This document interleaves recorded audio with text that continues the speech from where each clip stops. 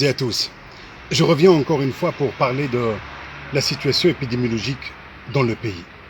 Ce qui me pousse personnellement à parler à chaque fois, c'est le nombre de décès qui ne cesse d'augmenter et les images que je vois quotidiennement au niveau des structures de santé. Et la situation épidémiologique actuelle dans le pays est grave, elle est alarmante, préoccupante. Nous sommes devant un variant, le variant Delta, qui n'épargne personne. Il tue les personnes âgées, femmes et hommes. Il tue les jeunes, les moins jeunes, les adolescents, même les nourrissons. Ce qui est nouveau en fait, d'après les scientifiques, il touche beaucoup plus les femmes enceintes. Les femmes enceintes. Ce matin, il y a un professeur, un éminent professeur, qui a fait une étude. Alors il m'a dit, ce qui est vraiment choquant, terrifiant, il m'a dit au bout de 15 jours, nous avons le nombre de décès que nous avons enregistrés dépasse le nombre qu'on a enregistré pendant une année. C'est énorme. Ils enregistrent beaucoup d'avortements post-Covid-19. Donc, vous voyez, la situation est grave. La situation est alarmante. Respectez les mesures de confinement. Actuellement, avant, on disait, celui qui a la chance, il aura une place au niveau d'un hôpital. Maintenant, je peux vous le dire, ce n'est pas pour alarmer comme certains le disent. C'est une réalité. Celui qui rentre à l'hôpital, il meurt. On m'appelle, on me dit, telle personne est à l'hôpital, Covid-19. 24 heures au maximum, 24 heures après, on me dit, Allah yarham. Vous imaginez?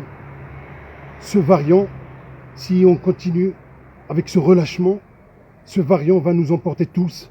Il va nous tuer tous.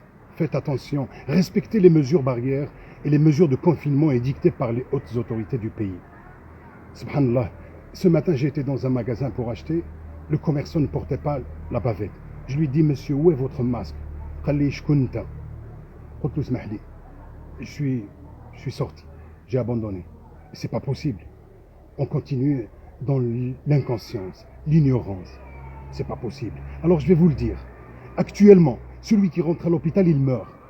Vous savez tous qu'il y a manque d'oxygène au niveau des hôpitaux.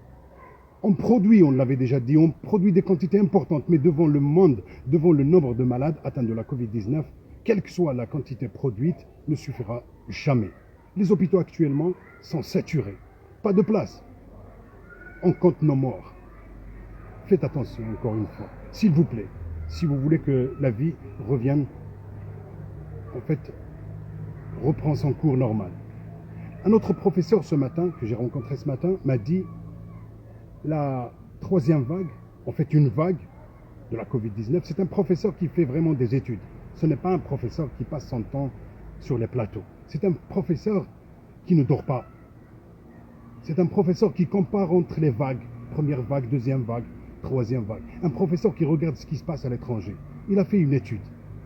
Alors, qu'est-ce qu'il m'a dit? Il m'a dit, une vague dure 12 semaines. Actuellement, on est en pleine troisième vague. On est à la 5e semaine. Vous imaginez? Donc, il reste 7 semaines pour cette vague.